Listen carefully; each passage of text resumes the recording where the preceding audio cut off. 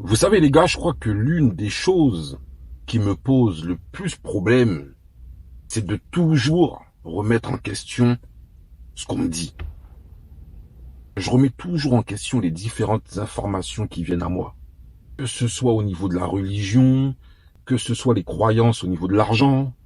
Quand il s'agit des croyances également dans le rapport humain, dans le rapport homme-femme, j'essaye toujours de chercher le pourquoi du comment. Vous avez des gens, vous leur donnez une information, ils regardent par exemple BFM TV, pour eux, il s'agit de la stricte vérité. Comme l'information vient de BFM TV, c'est la vérité. Comme l'information vient de tes parents, c'est la vérité. Comme l'information vient de ton référent spirituel, de ton référent religieux, c'est la vérité. Mais moi, mon problème, c'est que peu importe d'où vient l'information, je remets les choses en question. Je me pose des questions. Pourquoi les choses ont été faites ainsi? Et je vous encourage à remettre en question tout ce que l'on vous dit. Toutes les croyances limitantes qu'on vous a inculquées, remettez les choses en question. À notre époque, les gars, l'ignorance est un choix. Quand tu choisis d'ignorer et de faire ta petite vie au calme, ah oui, là, tu es dans le confort. Tu fais ta petite vie, tu ne remets rien en question, tu reçois l'information, tu prends tout, ok, ça a été dit, ok, ils ont dit ça comme ça, donc la vie doit se passer ainsi. Donc du coup, ouais, tu fais ta petite vie dans le confort, tu ne remets rien en question. Mais c'est vrai que quand tu commences à remettre certaines croyances en question, quand tu commences à te poser le pourquoi du comment, ça devient subitement très inconfortable. Parce qu'en faisant des recherches, tu te rends compte que certaines vérités ne sont pas si vraies que ça. Et là, ça fait mal.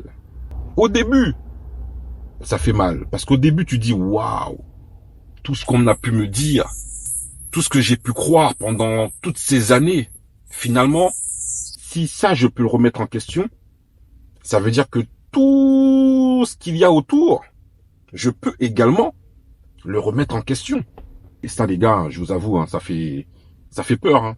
Ça fait peur parce que ça vous met dans une situation d'inconfort. Ça vous met dans une situation compliquée. Parce que vous remettez en cause ce que la société veut vous mettre dans la tête.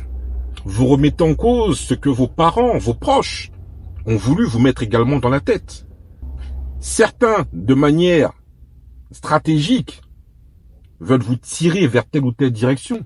Parfois, d'autres personnes le font uniquement parce que eux aussi ont reçu cette éducation et qui n'ont pas eu l'envie ou la capacité de remettre également les choses en question. Donc du coup, comme ça, votre entourage vous a transmis également ces croyances, parfois très limitantes. C'est la raison pour laquelle, les gars, il est très important de ne pas tout croire.